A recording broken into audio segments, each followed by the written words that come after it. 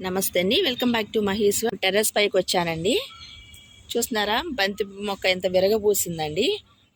ఇది కొసరిచ్చిన బంతి మొక్క అండి. మనం అప్పుడు వంగనారు మిరపనారు తీసుకున్నప్పుడు కొసరిచ్చాడని చెప్పాను కదా, అది బాగా వచ్చిందండి.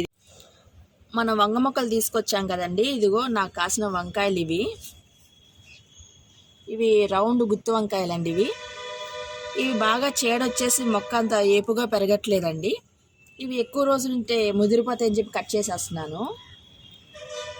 ఈ వంకాయలు పొడవంకాయలు వచ్చాయండి. నేను 2 రోజుల నుంచి పైకి రాలేదని నీళ్లు పోయలేదు, మొక్కలన్నీ ఎండిపోయినాయి. ఈ వంకాయలు కూడా కట్ చేసేస్తున్నాను. ఇంకా పూత అయితే ఉంది. వీటికి కూడా ఏదైనా స్ప్రే చేయాలండి. అసలు బాగా బాగా చీడ పట్టేసింది. అంత తెల్ల పురుగులు ఉంటుంది కదా, అలాంటిది పట్టింది.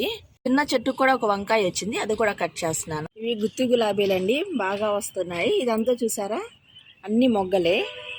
ఇవన్నీ బాగా చిగుళ్ళు వచ్చాయి. ఇవన్నీ కూడా మొగ్గలు వచ్చేస్తున్నాయి. ఇంకా ఎండలు కదండి, ఇంకా రెగ్యులర్గా వాటరింగ్ చేస్తూ ఉండాలి. మార్నింగ్ ఈవినింగ్ కూడా రావాలి. ఎండలు బాగా ఎక్కువగా ఉంటున్నాయి. మల్లె మొగ్గ ఒకటి వచ్చిందండి. ఇది ఒక పువ్వు ఉన్నా సరే మొత్తం అంతా మంచి వాసన వస్తూ ఉంటుంది. వంగ మొక్క వచ్చి తెల్ల వంకాయ అండి. ఇవి కూడా కట్ చేసేస్తున్నాను. ఇది లాస్ట్ ఇయర్ పెట్టిన మొక్క.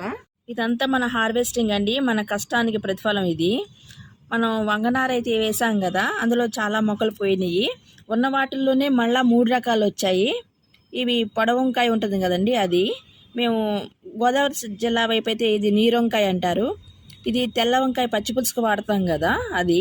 ఇది మెట్ట వంకాయ అంటారు. ఇవి గుత్తి వంకాయకి వాడతాం కదండి, రౌండ్ వంకాయ అది. రైతులు ఎంత కష్టపడితే వారి చేతికి పంట వస్తుందో చూడండి.